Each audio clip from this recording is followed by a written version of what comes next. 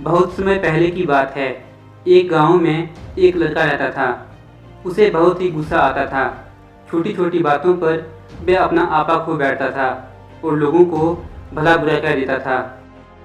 एक दिन उसकी आदत से परेशान होकर उसके पिता ने उसे कीलों से भरा हुआ एक थैला दिया और कहा, अब जब भी तुम्हें गुस्सा आए तो इस थैले में से एक कील निकालना और उसे घर के बाड़े में गाड़ देना।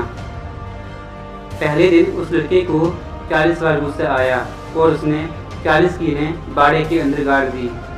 जैसे जैसे दिन बीतते गए वैसे वैसे उसके पास कीलों की संख्या कम होने लगी।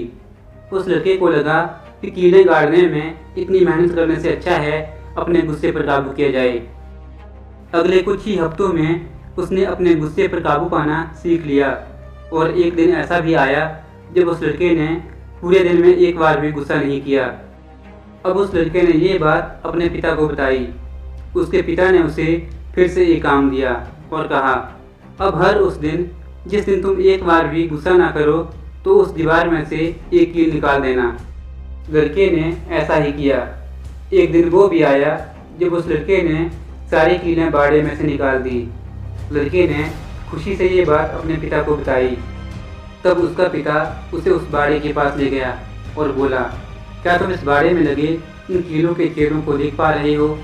अब ये बाड़ा कभी वैसा नहीं बन सकता जैसे पहले था। उसी प्रकार जब तुम गुस्सा करते हो और लोगों को भला बुरा कहते हो तो तुम्हारे शब्द भी लोगों पर गहरे घाव छोड़ जाते हैं और फिर वे इन्हें कभी नहीं भूल पाते। उस लड़के को अपनी गलती का एहसास हो गया और फिर उसने कभी गुस्सा न करने का निश्चय कर लिया। दोस्तों, आपको भी कभी गुस्सा आए तो उस वक्त ये सोचिए कि क्या आप भी लोगों को गहरे घाव देना चाहते हैं। लोग आपके द्वारा बोले गए शब्दों को तो माफ़ कर सकते हैं, लेकिन उन शब्दों से उन्हें जो घाव मिलता है वो उन्हें कभी नहीं भूलते।